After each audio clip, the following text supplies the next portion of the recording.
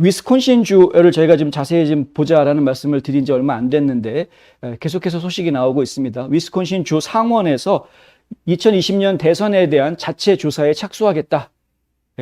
착수하겠다 정도가 아니라 이미 착수한 것 같습니다. 데린 르마휴라는 이 이제 사진에 보시는 이분이 이제 주상원의 원내 총무, 이제 주상원 대표를 지금 맡고 있는 인물인데요. 근데 이분이 어제 성명에다가 이런 이야기를 했습니다. 공개된 감사 보고서는 위스콘신 주 선거관리위원회와 위스콘신 주의 부주의한 선거법 행정에 대한 암울한 그림을 그린다. 그 감사는 위스콘신 주민들이 마땅히 받아야 할 자유롭고 공정하며 투명한 선거를 훼손한 수많은 선관위 내부의 실패를 보여준다.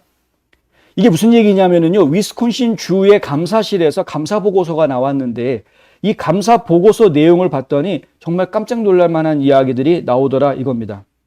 가장 심각하게 이야기되고 있는 부분이 뭐냐면 2020년 대선에서 48,554명, 거의 5만 명 가까운 사람들이 영구 부재자 투표 등록자인데 투표 당일날 현장 투표를 했다 이겁니다.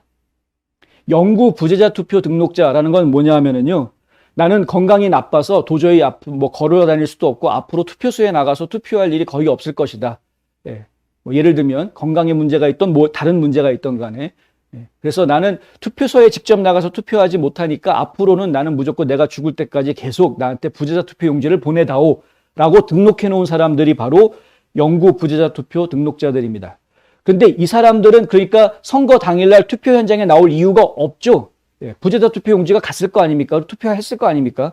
그러니까 투표 당일날 나올 이유가 없는 사람들인데 이 사람들이 그것도 한두 명도 아니고 48,554명이나 되는 거의 5만 명 가까운 사람들이 그날 선거 당일날 현장 투표를 했다. 직접 나와서 투표를 했다. 이게 뭐냐?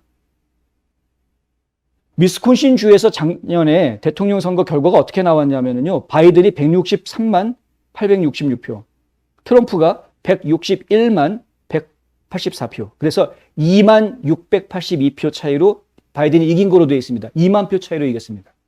2만 표 차이로 이겼는데 근데 지금 문제가 되고 있는 표수가 48,554표가 지금 문제가 되고 있다. 이거는 그냥 감사실에서 보고한 내용입니다. 무슨 얘기냐면요. 제대로 된 포렌식 감사를 진행을 해서 어디서부터 문제가 있었고 어떤 표들이 얼마나 문제가 있었는지 확인을 해보면 훨씬 더 큰 숫자가 나올 가능성이 충분히 있다라는 이야기입니다.